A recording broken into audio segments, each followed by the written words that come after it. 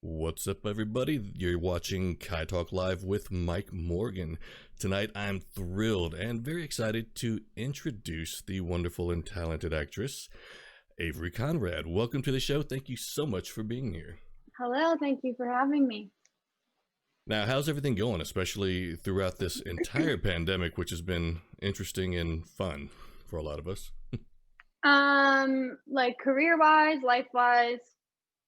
Well, let's start off with life-wise. How's everything going? Okay.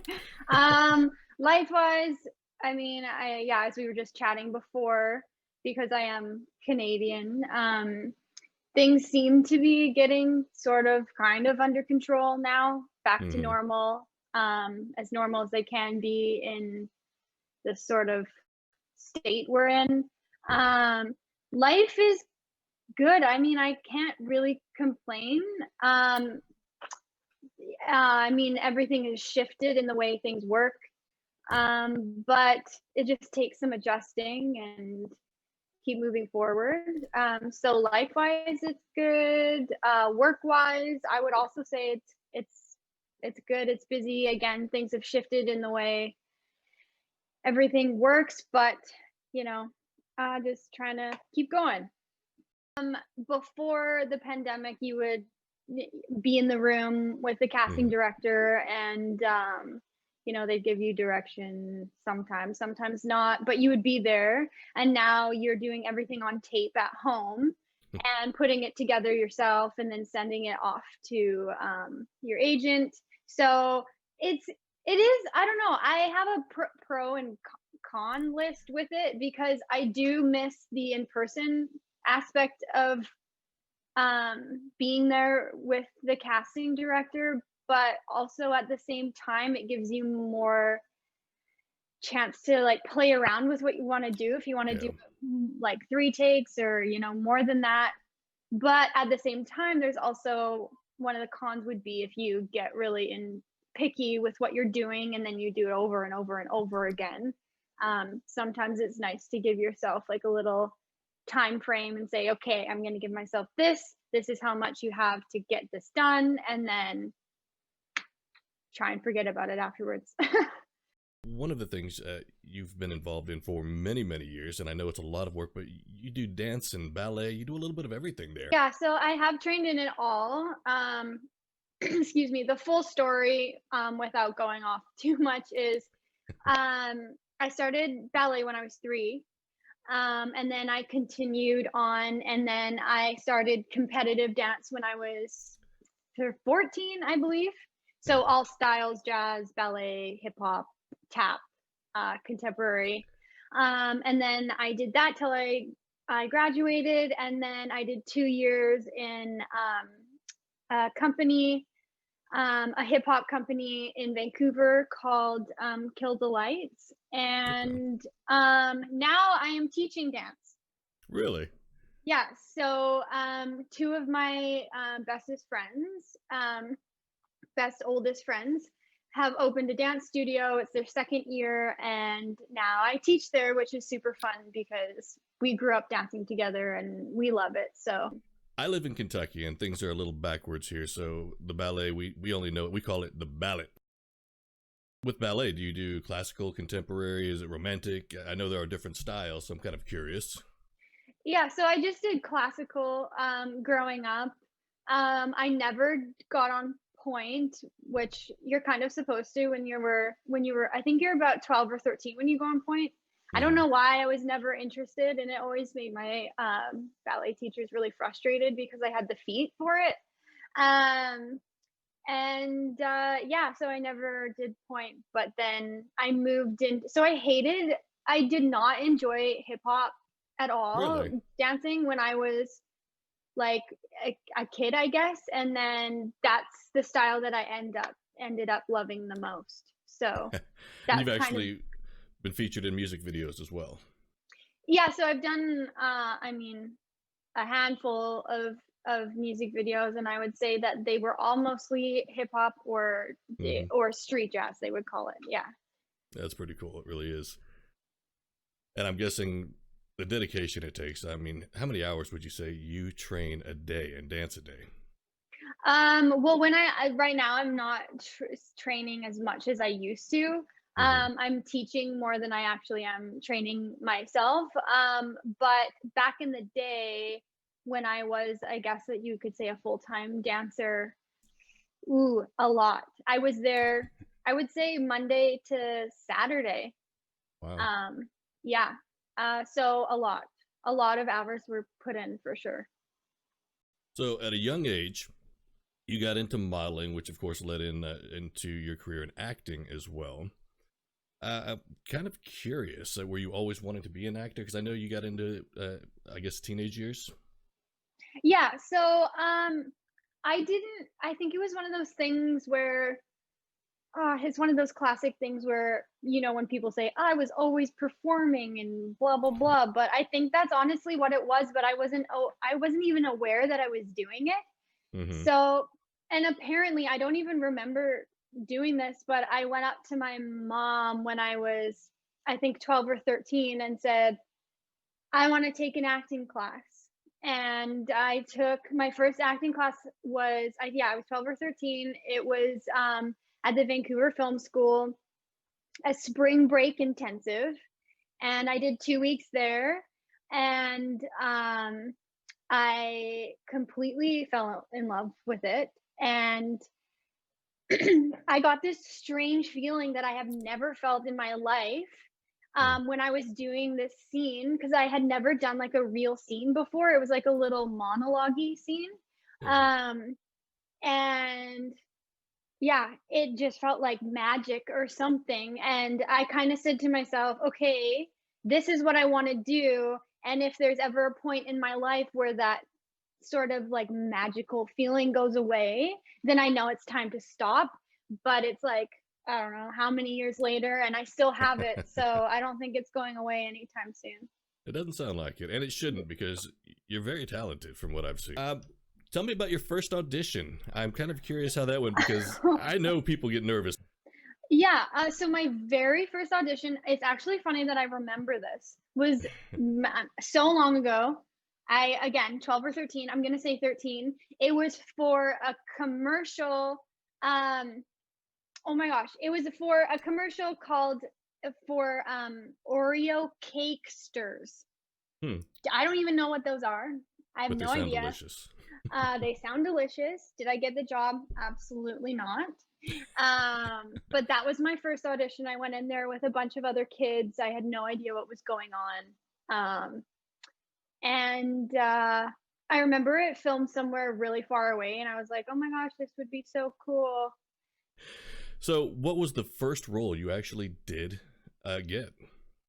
My first role I ever got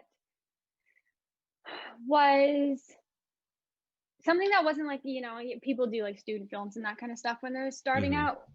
My first paid job was The Haunting Hour, I believe. Gotcha. Yeah. R.L. Stein, The Haunting Hour. It was honestly a great series. Every episode would be a different story, different cast. And that was like one of the main like kind of kids shows that was filming around when I was starting, and I had auditioned for it. I think something silly like 17 times or something like that. And yeah, that was my first job I ever did, and it was a lot of fun. That's a great way to start too. The series was a huge hit. Yeah, it was yeah, it's such a great show. I think I read somewhere they might be bringing it back, which I think would be amazing. But yeah, I feel like a lot of local actors around here started their first job or second job was on that show. You were also in 12 Rounds Reloaded. Yeah, for Now, a hot second, man. yes, Yeah, but there's a that funny scene was story. the scene was very memorable. I want to hear the story though. The scene was very memorable. Okay, so I remember auditioning for that, and I Hmm. think I had a couple. This was years ago too. I think this was like 2015 or something, and I had a couple big auditions, and I was stressed, and I was like, I don't want to go to this audition, but I'll just go anyways. And I'm like, there's no way I'm gonna get it. Like, I don't look old enough. And I ended up booking it. I was there for like half a day. I'm in that one scene in the car. Mm-hmm. And it completely went viral. Yeah. To this day, I get DMs on Instagram still asking me about it. And I'm like, that was so long ago. It's honestly, I find it so funny because it was one of those, like, in my head, one of those throwaway things. I was like, okay, like, I'll go, it'll be fun, and no one's gonna see it. And it's probably like the most watched, yeah, the most watched thing I've ever done, which is hilarious. Yeah, and no, there was no dialogue, which I think it makes it even more funny that like people loved it so much. Well, yeah, it was great. And then a memorable wink from you as well. So. Oh, was it ever? You went on to audition for Van Helsing. You were in season 1 of Van Helsing, which was a great show. Yes. That was one of, I mentioned you being in a room with a lot of people. I think this was the show you auditioned for where there were 7, 8 people in the room with you at one time. Is that right? Yeah, sometimes I do remember there being a ton of people. I remember obviously Neil LaBute was there because he's showrunner. I believe he's still the showrunner. I'm not, yeah. I remember just like kind of seeing him, and then casting was there. A bunch of the producers were there. So yeah, the room was packed. They liked me because I got well, you got the part. Yeah, it obviously went well. Yeah. But was it intimidating being there with so many people? I had enough experience auditioning under my belt that, I mean, I still get nervous to this day. I think it's important to get, if you're not getting at least a little bit nervous, something's wrong. Like, you need to kind of check yourself to see if you're in the right a sociopath. yeah, exactly. So I remember being pretty nervous, and then obviously you see all the I think there were a couple other girls there, and then, you know, we're all kind of eyeing each other up, like, are you gonna get it? Am I gonna get it? Is she gonna get it? Who's it gonna be?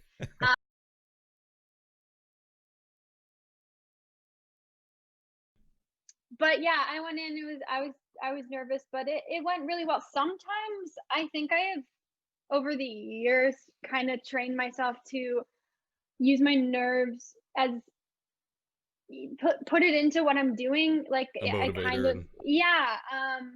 Especially when it's something emotional, you can kind of turn it into,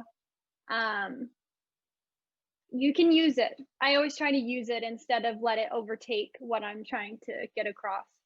That's awesome. That's really a great talent to have. I think that was one of those situations where I was nervous, but I was like, okay, I'm going to take advantage of this feeling and kind of channel it into whatever the scene was at the time. Now, a great cast, obviously, for Van Helsing. Any fun stories or memorable moments with the cast? Because, again, they just seem like a fun group. Oh, yeah, for sure. So Trezzo and I became super close friends. He's still one of my good friends to this day. Also, Nakia, who plays, what did she even play on that show? Did she play? She played Trezzo's sister, I believe. I can't pull it up right now. But her and she was over at my house, like 2 days ago. Like, so we met at the wrap party for Van Helsing, and we hit it off, and we've been friends ever since. That's awesome. And that was like years ago. Yeah, I met a bunch of awesome people on that show who went off to do great things and who are still doing good stuff on the show. Yeah, that was my first recurring role I ever had. So a good learning experience for me, definitely. A lot of fun, a lot of dirt. There was dirt everywhere. Not a glamorous not a glamorous role at all, but definitely lots of fun. The wardrobe was super fun. Yeah, overall, I would say it was a great experience, and also to work with those people. Everyone was super talented, and yeah, it was lots of fun. Well, and the dirty part, I mean, hazards of an apocalypse, I guess. Definitely. Now, when you signed on for the reoccurring role of Cynthia, were you made aware of how many episodes you'd be on and the character's demise, or was this something that came about a few episodes in? And So I think with that one, it was clear how many episodes I would be in, and that I was going to die. So I knew signing on that I wasn't going to be there forever. So it wasn't like a heartbreak when I got the script and it was like, oh, I'm dead now. So I guess that's done. So it was nice to go in there and know how much time I had, and just make the best of it. And it was awesome. Yeah, it was lots of fun. yeah, and the show's still great. Of course, we miss you after season 1.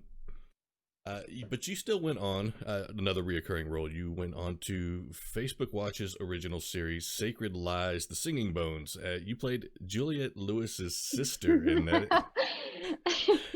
What was that like? And I mean, playing next to her as well, because you played her little younger sister, who was, I guess, the annoying sister that does care about her. But what was it like playing with Juliette Lewis? Apologies.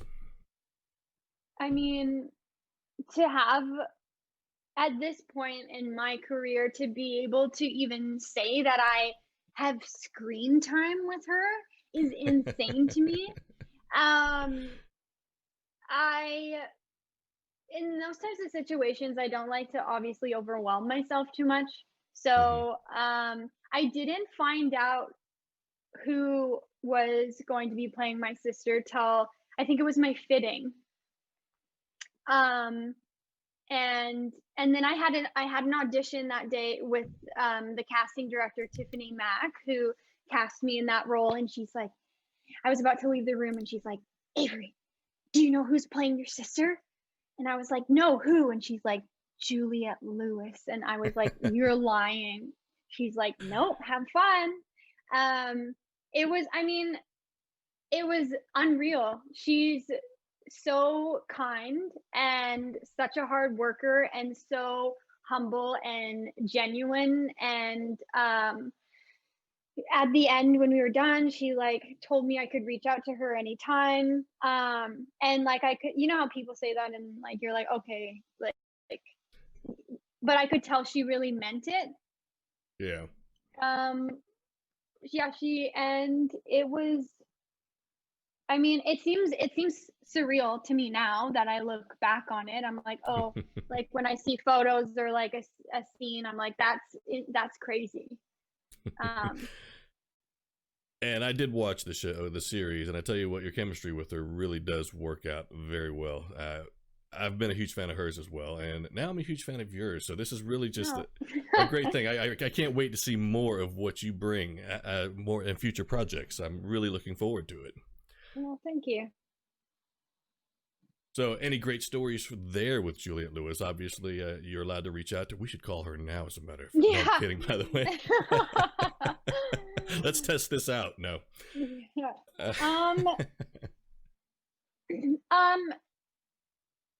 I mean, I feel like just watching it, because sometimes I didn't have too much to do, and like our scenes were pretty small. So I would just take that time to watch her and then watch her take direction, and then also listen to her suggestions to the director and say, okay, like let's try this, and watching her jump into something really heavy and emotional out of nowhere, and she could just they would call action and she would just already be there within seconds. My first day I was sitting in the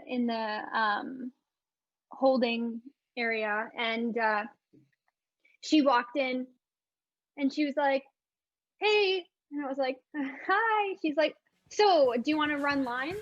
And in my head I was like, okay, Juliette Lewis, like, let's run lines together. Like, this is an insane experience. So for her to come up to me and ask to run lines. And that, yeah, that's something we did every time we would shoot the scene. She would always want to run the scene together. We would kind of talk a few things through. But and then so in February, before the whole pandemic happened, we were lucky enough to be able to have a premiere for the show. So I flew out to LA, and it was so nice to see her again. Not in when because obviously she had a lot of work to do carrying the show along with Jordan. So it was nice to reconnect with her and see her again when we were not working. But yeah, she's fantastic, and I have nothing but amazing things to say about her. She seems like an incredible person. While you were in Los Angeles, did you get to just hang out and go have a little bit of fun, see the sights? I've spent... it looks like we have people in chat as well. Welcome to the stream. I want to say thank you to everybody who has subscribed to KyTalk Live over the last few months. But again, right now we are with the very talented Avery Konrad. LA, what are your thoughts on LA? Have any fun stories to tell there? I do like LA. When I was there the last time, I actually had to fly home because I was on set for something else. So okay. I was kind of only there for barely a day, it felt like. But yeah, I have always liked, I'm a huge Disney fan. I love Disneyland with all my heart. So I try to go there as much as possible. I can't right now, which makes me sad. But yeah, LA's cool. I don't really have I haven't spent enough time there to have like a huge opinion on it. But every time I've gone, it's been a blast, and there's always something new to see. There's always something new to see. The only thing I've always complained about there is the traffic, and aside from that, you know, especially if you're in a limo or a taxi, those drivers will hit the next red light, you know, going 90 miles an hour and come to a complete stop just like that. I'm like, I just want out. I want to walk. Yeah, you don't feel safe. No, right? not at all. Not at all. They're wild. But I guess they know I just trust they know what they're doing. I'm like, okay. So big fan of Disney. I'm guessing Disney movies as well? Oh, yes. What's your favorite Disney movie? Peter Pan. Peter Pan. Yeah. So with Halloween right around the corner, I felt it was appropriate, especially since your new movie, Broil, the horror thriller Broil, released on demand. You can stream it now, everybody. Released on demand October 13th, I believe it was. Yes. And it's an excellent movie, which you play Chance Sinclair. Tell us a little bit about the movie. Oh, wow. Yes, there's a lot going on. But so the movie follows Chance, which is my character.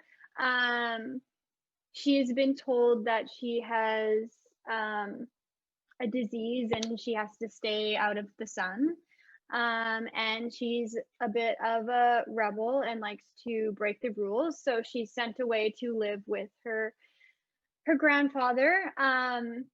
And it kind of follows her story through there, along with Chef, who is played by Jonathan Lipnicki, mm-hmm. who is fantastic. And so I've been living there for a year, and he shows up in the kitchen, and I haven't really seen anybody for a year, and I'm very shocked to see somebody that I don't know. And the movie also follows his story and his history. But I would say the overall theme of the movie that Ed really wanted to get across, who Ed's the director, is mm-hmm. that it's all about family. And even dysfunctional families, I'm assuming. Even dysfunctional families, and how it can teach you something and bring you together, or even tear you apart, as you definitely see a lot of that in Broil. Yes. And there's so many things I want to say, but I don't want to ruin the movie for anybody. Right. And as you said, Jonathan Lipnicki plays the chef, which I have to bring this up. I don't know if anybody else who's watching right now knows this, but he was also, I'm old again. I keep reminding people I'm pretty old. So he was the kid in Jerry Maguire way back in the days, 1996. And that's always stuck with me. And so little. That's Yeah. right. That's right. With Hugh Laurie. Yeah, he's so nice. He was awesome to work with. Such a genuine, again, a genuine nice guy. Works really hard. Yeah. Well, and seeing his take, seeing what he did with Chef, for me was just really fantastic, especially, you know, knowing his history and the things he's done before. So that was a lot of fun. Yeah, he did a lot of prep for that role and put his heart and soul into it for sure. Well, as did you. Is there anything else you can tell us without going into spoiler territory? Yeah, I mean, there's tons I can tell you about Broil. So I originally read for Broil in 2018. So that was a while ago now. And chance at that point, there have been many versions of the script. Was only a principal character, so she was in a couple scenes, not too many. And I found out, I booked the role, and I didn't, usually you have an audition and then you have a callback and you meet the director, producer, all that kind of stuff. But because it was an indie, there was no callback. I found out that I booked it. I talked to Ed on the phone about the character, and I showed up to set 2 days later. And in the meantime, I was sent a revised script, which was very different from what I had initially read. And I was like, oh, she's huge in this now. Like Chance has such a big role in this movie. So that was exciting, knowing that I booked it, but then also getting the new script and finding out that I was one of the leads was cool. And that was Broil was my first lead I've ever done. So I didn't want to, I kind of just took it one day at a time, because also with indies, you know, everything's super fast paced because you're getting it done in a short amount of time, obviously with not as much money as you would if you were on a big set. So it was definitely chaos. I would be shooting one thing, and then there would be, I'd go to the chair and there would be blood everywhere, and then we'd be improvising something, and then we'd go back to the scene that we were shooting. It kept me on my toes. It was a huge learning experience. And yeah, now that I look back at it, I'm like, oh, you handled that very well. Good for you, Avery. Great job. Yeah, I don't think there was any time to think twice. I just was like, okay, yeah, let's do this, and don't second guess. I think, yeah, I never second guessed myself, which was there because there was no time, which I think is really important. Not to second guess yourself, always follow your gut instinct with that kind of stuff. But yeah, it was insane. And so we shot the movie, and in January 2019, and 6 months later, we did Ed did some rewrites, and we did some pickup shots in June of 2019. So some of the stuff that you see in the movie is 6 months later. Wow, okay. Yeah. There's a scene I have with November with he's the only Sinclair with the white jacket. Who wears white. Yeah, that was shot, the sword wielding uncle. Yes. Who is also the producer of the movie. Oh, nice. Yeah. That scene was shot 6 months after we actually did the movie. So yeah, it's interesting to watch it put everything together. because I just didn't know what they were going to use and what they weren't going to use and everything. But I'm happy with how it turned out. Oh yeah, absolutely. Your performance was wonderful. There are hints in the movie of what's to come, but there's also a twist in it, and it's really a great movie. It really is. So I really do recommend people need to watch it. It's Halloween time. What better excuse do you need to go check out Broil? It's the perfect time to watch it. It really is. Yeah. Now, are you a fan of horror movies to begin with? I'm not gonna fake it. I'm not. I get scared really easily. Surprisingly, shooting the movie, I didn't get scared. I thought I might, but I didn't. But watching Broil, because I was there the whole time, and it's hard to remove yourself from, well, I'd never been in something so much. So I knew, I was thinking, okay, like that happened that day, and this is what we did after that. So, but I watched it with a couple of friends the other night when it released, and they were screaming at some part. So I'm like, okay, we did our job. But exactly. I for one am not a huge horror movie fan, just because I won't be able to sleep. So what kind of movies do you enjoy? I mean, I really like comedy. I like drama. I'm not the biggest action person, but I don't mind it. But usually, or like a dark comedy, which Broil sort of is. Sometimes it's like it has its moments. There's definitely comedy in there. But yeah, I like something.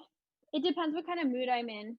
I usually like something light and funny, but if I really want to get into it, then I'm like, okay, give me something super heavy. Yeah. Now, what's a part that you haven't played yet that you're looking forward to, something you want to do in your career? I know for sure, because I am a dance teacher, I would love to do something that kids can watch, because I teach so many of them. So something more on the lighter side. I think that's on my list, along with a bunch of other things. But I feel like that's at the top of my head right now. So I think I'll say that. I could see that. That'd be wonderful to watch, by the way. But also, after Broil, if you wanted to continue on, you could also do something along the lines of a horror movie with dance, like serial killer who murders by dance. There's so many options here. There's so many options. I'm pretty much open to anything. Yeah. I'm kind of down for whatever. So big plans for Halloween? Not right now. Again, it's hard because of COVID. You don't want to, you don't want to be with too many people. But it is on a Saturday, which is cool. So I guess I'll have to pick a small group of people and maybe do something with them. Well, the only kind of mask we should same thing. We have 2 people coming to the house. That's it, and we know them very well. We know they are not going out and about. And the only masks we're going to be wearing are, of course, the COVID-19 protective masks. So, yeah, just drinks and conversation. Nothing too crazy this year, unfortunately. Though it is Kentucky, so I wouldn't mind going around trick-or-treating and having people throw little bourbon bottles in my bag. That sounds like fun. Oh, goodness. Okay, so getting back to Broil, because I really don't want to get off of that movie too much. What was it like working with some of the cast? We've already heard a lot about Jonathan Lipnicki, who, of course, he had another... it was basically your movie and his movie. But there are some other wonderful actors in there as well that you got to play to work with. I'm just kind of curious how that went and how some of those scenes were, because the movie has its terrifying moments. Yeah. So Tim Murphy, who plays August, is hilarious. He's so funny. Really? I had so much fun with him. He's so easygoing, and again, with all the chaos, I was like, okay, we're going downstairs and we're going to shoot the scene now. He's like, now? I'm like, yeah, do you want to read the scene? So he looks it over once. I'm like, oh, do you want the sides? So like when we go down, and he stares me dead in my eyes, and he was like, I don't need the lines. And I was like, okay. And he read it one time and was completely memorized. It was unreal. But I guess that's what you get with someone as talented and skilled as he is. He was unreal. He's so good. His character was very scary. Yeah, he did put an accent. So obviously he has an accent, but he did make it a little bit more prominent for the role. Tons of fun with him. I had tons of fun with Annette, who plays my mom. Okay. She's fantastic. Also extremely talented. We got so lucky with everyone who was cast in the movie. Everyone is extremely skilled. And Nels, who plays my father, with no lines, was able to give so much with his performance. With his expressions, yeah. Yeah, and I loved the relationship that Chance and him had together, and that was tons of fun to play with him. And I absolutely loved my scenes with Little Luck, who plays my little sister. She was just like a big ball of energy, and I had tons of fun with her. I still talk to her mom all the time and keep up with her, and she's going to be the little star. And my friend Phoebe, one of my best friends, Phoebe Mew, who plays Auntie April.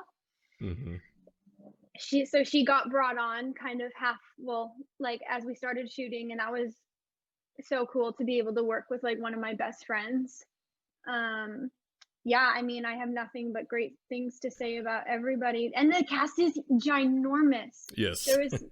It's so big. Like I could go on and on and on and say nice things about everybody, but yeah, it was such a huge cast, and everyone is skilled and gave great performances, and yeah, we lucked out for sure. So your best friend, everybody's there. I mean, you felt right at home, obviously. Yeah, I mean, I got to settle right in. So when it was all said and done, reshoots are over. It was, I guess, just kind of a sad moment. I mean, everybody's excited, a job well done, but everybody's moving out their separate ways, and then of course COVID hits. Yeah. So yeah, it's too bad that COVID kind of robbed Broil of some of its opportunities with festivals and that kind of stuff. But I mean, same for how many other films were made, and along with like more important things people were robbed of because of COVID. Yeah, absolutely. So I mean, I can't complain, and it's doing fairly well, and people are enjoying it, and I'm talking here with you, so it's something good is happening, so that's good. Oh, we're lucky you. I mean, no, I'm kidding. No, and I'm glad. The movie is just an amazing movie. Again, I do recommend people go out and see it. I've watched it and I loved it. I will probably watch it again here this weekend because, and I'm not going to ruin anything for anybody again, but there are some parts at the end I was just like, wait a minute, I have to go back. So I'm going to watch it again just to figure some things out. Yeah, there's definitely a ton of storylines going on. A lot. Yeah, you got to really, it's like if you miss one almost sentence, it changes. You have to be paying attention. And actually, one that's of the what it things was. I love about it. I missed a couple lines between you and your sister in the movie, and that's all I'm going to say about it, but I had to go back. I have to go back. So yeah, I think it's a two-time watcher. So what's next for you? Because I tell you what, everything I have seen you in, I can't even begin to express just how impressed I am. So wow, I'm really looking forward. No, please. I'm really looking forward to seeing what else you have in store for us. Right now, I'm still auditioning a ton. I don't have anything up and coming, unfortunately, but I'm sure I will soon. So when that happens, I'll let you know. No, please do. I would um, love to hear about it. yeah, I And mean, we're almost at the end of the year, so it's gonna get even busier. mhm, And plus, with all the production starting up, everyone's figuring out how to continue to shoot with COVID and bringing on so day players, so people who are on like 2 or 3 episodes.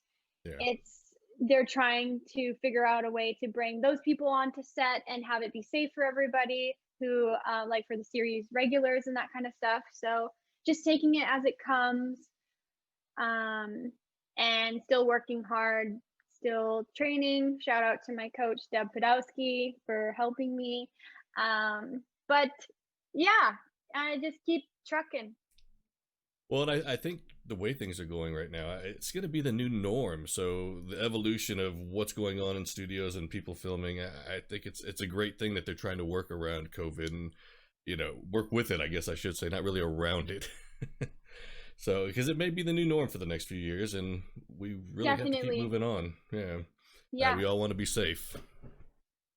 Yeah, I think that's the thing. The back half of this year is figuring out how to do that, and then now we know what to do moving forward, and it will all be smooth sailing. Well, and I really want to say thank you so much for being here. It's been an absolute pleasure. I'm really excited to go back this weekend and watch Broil. And again, for everybody else, it is on Amazon Prime. I did check that out last night for $4.99. You can stream it. I definitely recommend doing so as soon as you can. Again, we have the wonderful and talented, very lovely Avery Konrad. I do want to say thank you again. I really do appreciate you being on KyTalk Live. Thanks for having me. It was so much fun. It was. Please stay in touch. You too.